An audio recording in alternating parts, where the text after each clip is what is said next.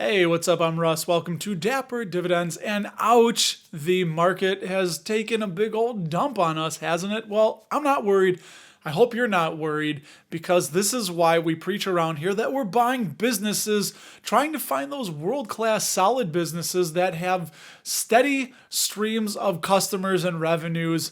And this is what Warren Buffett does, right? This is what some of the great long-term investors do. They look for companies that can ride it out through these downturns. As the S&P and NASDAQ are at their lowest level of the year, and the NASDAQ had its worst month since October of 2008. So I'm excited to share with you all the dividend income. On the board back there, we share 3 portfolios that we've kind of constructed around the channel to build with you, share our journey to financial freedom and independence.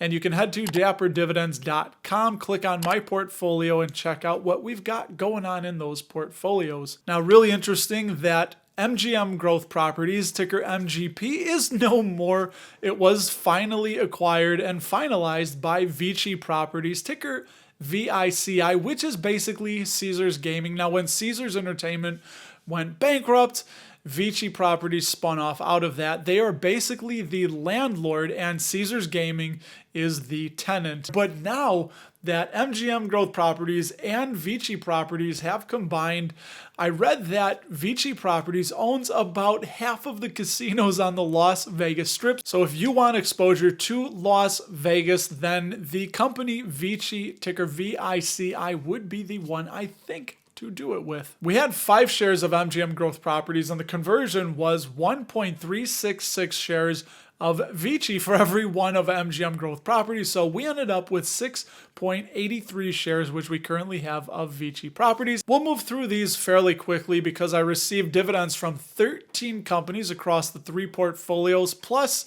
we're going to end it with the options income that's also shared at dapperdividends.com. And first up is ticker ONL, which is Orion Office Properties. We received 60 cents from them. They have a dividend safety score of 50. So these were spun off out of Realty Income. It's their office properties. I think it's going to be dying. It's kind of the junk. That's why I think Realty Income, after they merged with VEREIT, just spun this off into its own entity, and I don't know if I'll be adding any more. $1.22 from STAG, ticker STAG, which stands for Single Tenant Acquisition Group, another REIT with a dividend safety score of 45. Now, STAG had a bit of a nice run, but they've cooled down with the entire market, and I think when they get a little bit cheaper, I'll probably add just a few more shares because I love that monthly dividend income.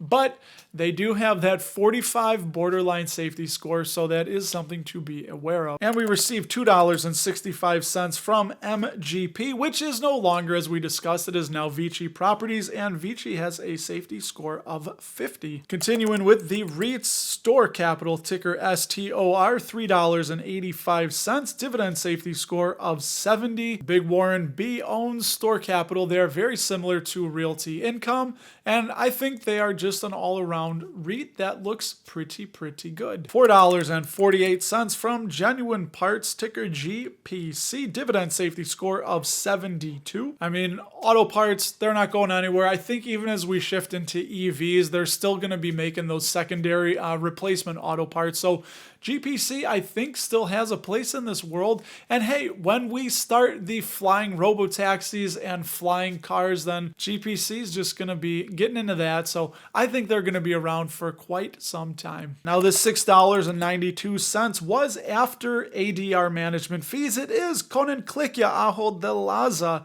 Ahold Delhaize is a food retailer from the Netherlands, a grocer. They are not rated on Simply Safe Dividends. And if you're here in the United States, you may know Food Lion. That is an Ahold Delhaize company. I love the foreign exposure, very solid, safe dividend-paying company in my estimation, and I think I'm going to keep adding more. I did add 3 more shares this week after they pulled down below $30, and I like that foreign exposure, and I really do need to start branching out away from the home bias that I have. $8.97 from the big, beautiful biopharmaceutical firm Merck, ticker MRK, 99, a dividend safety score. And as I say, I'm American buying Merck.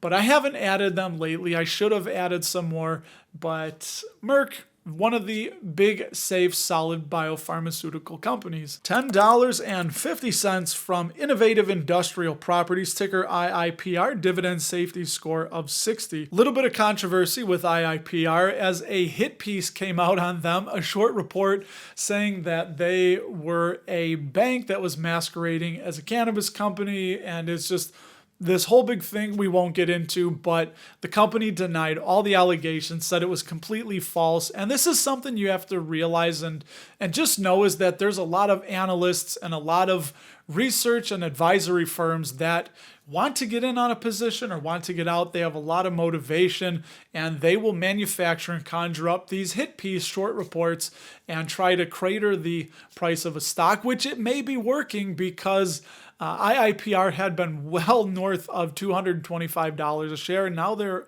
back into the 140s. So I added a few more, and I will most likely be adding at least 1 to 2 more shares coming soon. $12.18 from Leggett & Platt, ticker LEG, with a dividend safety score of 70. Leggett & Platt, I've talked about them a lot. They are probably the most unsexy company you've never heard of, but they have a really deep reach into something that is all around us, which is mattresses, recliners, automobile cushions, drapery, flooring. They have all kinds of things that we're always sitting on or laying down on and using. So if you're not familiar, I would suggest doing a little bit of research into Leggett & Platt. They are a dividend king, by the way. $16.34 from Cisco, ticker CSCO, with a dividend safety score of 91. I've held these shares of Cisco for quite a while, and I haven't added in quite a while.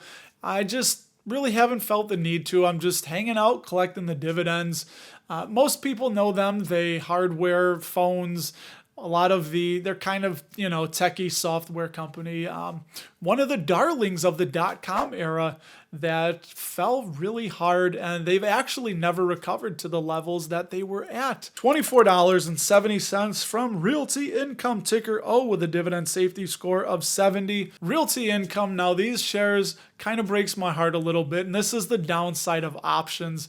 I had these shares called away, so I didn't lose money, and it was inside of the retirement account. So even though I had a sizable capital gain on that, I still didn't pay any taxes. And I'm hiding out apparently inside of Starbucks because I wrote a cash secured put, won't get into it, and I got assigned those shares at $80. So hopefully Starbucks is going to start climbing up, but at this rate, it may take a few months. And this is why I say that I don't like to sell or write covered calls or mess around with options on companies and businesses that I don't want to hold and I'm not comfortable holding. So someday soon, Realty Income and I will be back together again. And until then, I'm hiding out inside a Starbucks, which could be worse. $37.80 from Altria, ticker MO, with a dividend safety score of 55. Now, Altria is all over the place. Some people think it's a value trap. Some people think it's way undervalued.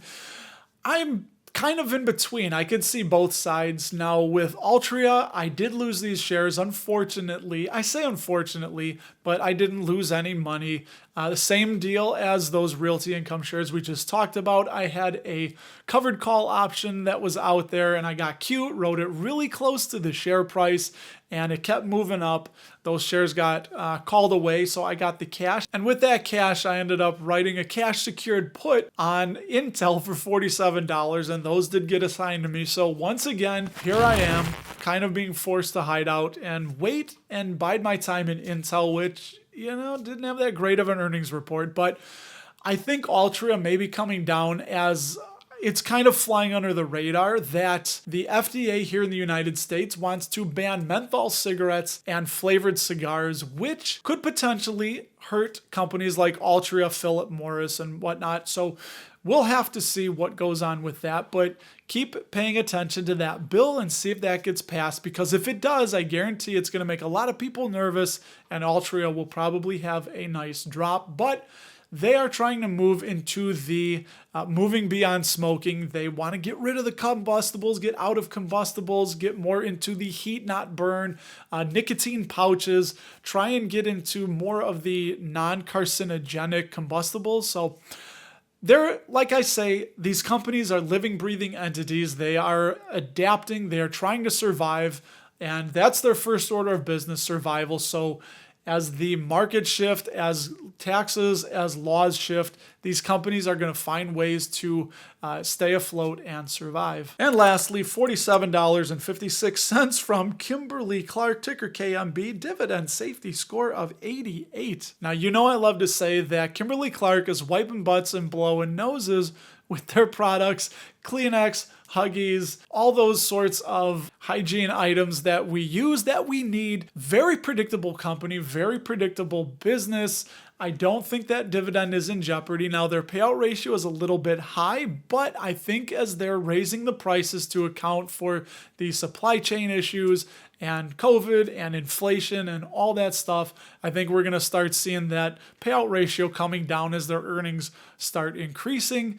So Kimberly-Clark, I've held them for a while, since pretty much the beginning of this channel, and I'm going to indeed keep holding, and I probably might buy more if we can get that down closer to $130 a share. And now I won't go through these. If you want a little bit more detail, again, while you're on dapperdividends.com, I have the options income, which I'm keeping updating, and you can see everything we have right there, where we did earn $218.75 of options income for the month of April. Now, that was a little bit high. I got a little aggressive on a few, but with the market sliding and some of my companies that I was kind of putting into that wheel, like Intel and Starbucks, I'm, fairly below my average price. So it's going to be harder to generate some of that premium with the market still continually dropping and sliding further into the red. But again, this is the risk you take, and it's okay. So I'm not going to be getting, in a nutshell, options from